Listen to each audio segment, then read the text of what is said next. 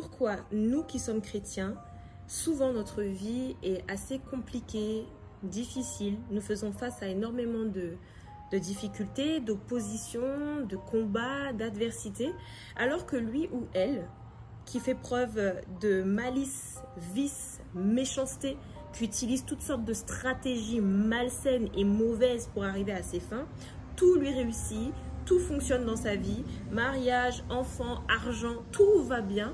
Et puis nous, c'est compliqué. Voici mon explication, ma vision de la chose, parce que je me suis moi-même énormément posé cette question au début de ma marche avec Jésus. Il faut savoir que dès lors où tu acceptes le Seigneur Jésus comme Seigneur et Sauveur, tu changes totalement d'identité. Tu quittes ton état de ténèbres pour devenir lumière du monde. La Bible parle de ce monde comme un monde de ténèbres. Elle déclare également que celui qui domine dans ce monde, c'est le prince de ce monde de ténèbres, entre parenthèses, le diable. Automatiquement, tu es en contradiction, en opposition avec le fonctionnement de ce monde. Et donc, le diable va te prendre pour cible, t'attaquer, te persécuter, t'oppresser, tenter tout ce qu'il peut tenter pour pouvoir te faire douter de la décision que tu as prise de servir Jésus, de marcher avec lui. Tu deviens un témoin gênant, tu deviens un obstacle, tu deviens dangereux ou dangereuse pour ses stratégies, ses plans, ses programmes, etc. Tu es la personne à abattre,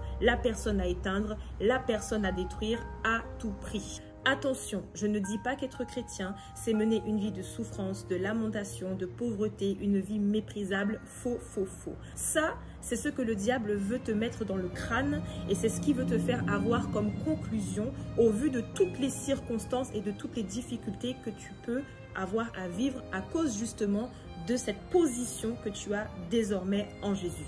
Mais tu dois savoir qu'il est écrit: vous aurez des tribulations dans le monde, mais prenez courage car j'ai vaincu le monde.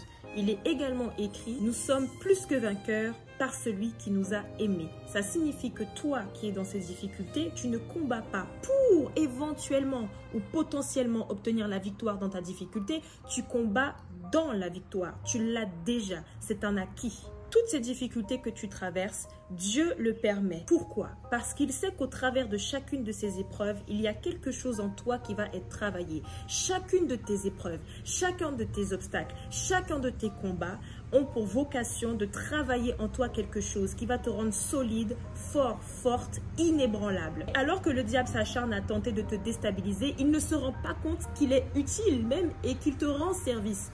Parce que tellement que tu vas être forte, forgée par ces difficultés-là, tu vas devenir un roc que rien ne pourra ébranler.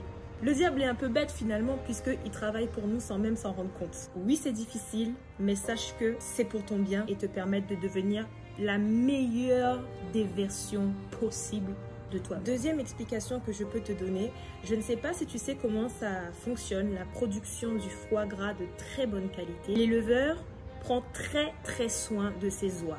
Il les nourrit avec la meilleure nourriture, il veille à ce qu'elles aient un bon sommeil, à ce qu'elles évoluent dans un cadre qui soit paisible, qui soit agréable pour qu'elles puissent vraiment être dans les meilleures conditions. Pourquoi? Ce n'est pas que l'éleveur aime les oies. Il sait que plus elles vont évoluer dans un milieu agréable, dans un milieu qui va leur permettre une croissance qui va être qualitative, plus le foie gras sera de bonne qualité. La finalité, c'est qu'il va leur couper la tête pour en faire du foie gras. Le fonctionnement du diable, c'est exactement le même fonctionnement. Quel est l'intérêt du diable? D'aller zigouiller, attaquer, déstabiliser la vie de ces personnes alors qu'il sait que ces personnes lui appartiennent déjà. Son objectif, c'est qu'un maximum d'âmes périssent avec lui dans les temps de feu. Il va les maintenir dans l'aveuglement et dans l'ignorance de la vérité que toi tu connais pour qu'elles périssent avec lui. Toi, ta responsabilité, c'est justement de t'arranger pour qu'un maximum de personnes connaissent la vérité, connaissent Jésus, pour justement éviter qu'elles périssent de cette façon-là. Quand tu sens la convoitise, l'envie, la jalousie monter dans ton cœur ou cette incompréhension monter par rapport justement à ce que tes yeux voient en comparaison à ta réalité, rappelle-toi de l'illustration des oies et tu te rendras compte réellement que la mission est vraiment grande finalement. Toi, cherche premièrement le royaume des cieux et la justice de Dieu et tout le reste te sera donné par-dessus. Parce que non seulement tu auras ta bénédiction, mais tu auras aussi une expérience qui va avec, tu auras la sagesse de gérer aussi cette bénédiction et tu seras en capacité aussi d'encourager, d'accompagner, d'aider et d'édifier les personnes autour de toi qui certainement passent par la même difficulté par laquelle toi tu es passé. Que Dieu te bénisse et prends courage.